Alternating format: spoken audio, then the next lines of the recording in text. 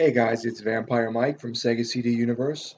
So I'd like to preface this video by giving a quick shout out to a horrible friend named Adam Harry. He is a cookie cutter, porn addict, no good son of a bitch, and I would like to make everyone aware of that. Do not speak to him. That being said, I wanted to briefly talk about a movie that I've been meaning to watch for years. Finally watched it and wanted to give my thoughts upon it. So, Trent Harris is a director and I believe producer and writer. He's a man of many hats who had done quite a few movies. The most recent one I believe is called Luna Mesa, excuse me. I haven't seen that one. My favorite from him is Ruben and Ed, which is a movie I've spoken about before. It's a comedy with these two guys that go on a road trip trying to bury one of the guy's cats who had passed away. That's kind of the brief synopsis. So that's pretty much what Trent Harris, I say, was mostly well known for. But prior to that, he had done a movie called The Beaver Trilogy. It was actually, I think, originally called The Beaver Kid, and then it became its own series of movies, and they referred to it as the Beaver Trilogy. Long story short, Trent is filming randomly, runs into this guy who calls himself Groovin' Gary in a parking lot, and starts talking with the guy. The guy's really charismatic and energetic, and Trent's filming him, and then decides to put him in a movie. It's a short film. It's about Groovin' Gary doing this like singing contest as this character he has called Olivia Newton-Dawn, as opposed to Olivia Newton-John, because Groovin' Gary plays different characters. So in the short film, that's what he does. He does like a talent contest, and people are telling him, I think, not to do it, and he does it anyway. Okay, so then they remake this short of Groovin' Gary, but this time it has a young, non-famous yet Sean Penn playing Groovin' Gary, and they elaborate a little more on it. But now instead of it being a guy he met on the street, this is obviously an actor, you know, playing the role from the first movie. So it's the same movie technically, three times, short films, but drawn out. Excuse me, just getting over something. Drawn out a little further on each remake. So there's three of them. Groovin' Gary is in the first one. Then the second one has Sean Penn playing Groovin' Gary.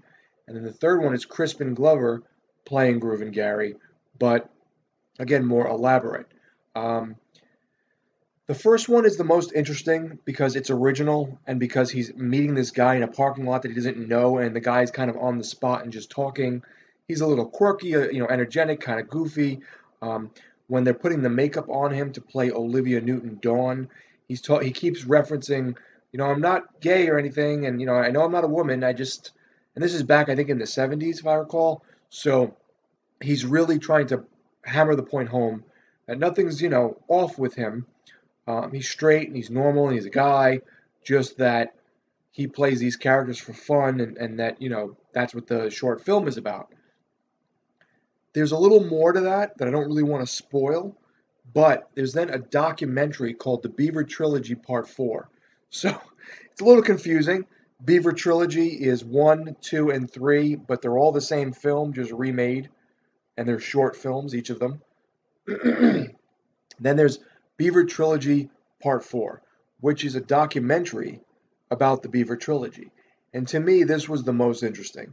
This is currently on Amazon. I believe it's also on Netflix, but I didn't check.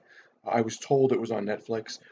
And it's a documentary where they interview Trent Harris and all the people surrounding him, friends, ex-girlfriends, people who worked on the movie with him, and the family of Groovin' Gary, the original guy, whose name currently is escaping me. I can't think of his real name right now. You know what? You could watch the movie and get his real name anyway. So it goes more in depth of the short films, how they were made, the backstory behind them, Trent Harris's career a little bit, some of the humanitarian things he does, and a little more specifically on the elusive Groovin' Gary, the original, not Sean Penn and not Crispin Glover. And the documentary was really interesting. It's got a little bit of a quirkiness to it, much like most of what Trent Harris does. But um, if you're a Trent Harris fan, if you like Ruben and Ed, I would recommend the Beaver Trilogy Part 4 documentary. I think even if you don't know what the Beaver Trilogy movies are, I think you can still appreciate the documentary and the story behind Trent Harris and his movies. Not to get too into it, but Groovin' Gary during, or I guess after the Beaver Trilogy, sort of went into this depression.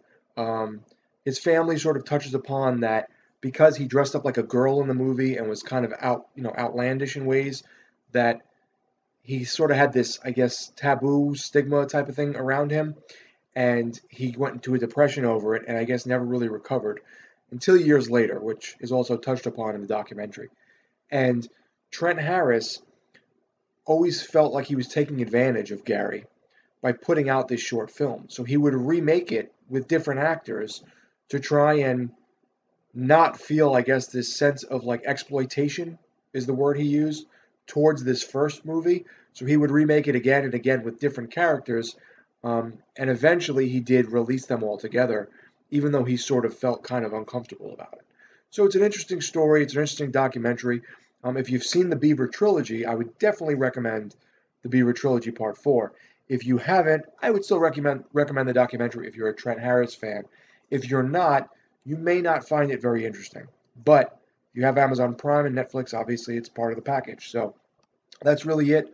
Um, just wanted to let everyone know I'm still in the middle of moving things and fixing things and doing work on the house. As of now, by the time this video goes up, I may be in. So yeah, you may see a new location soon. Thanks guys for watching. It's Vampire Mike from Sega CD Universe. Be good.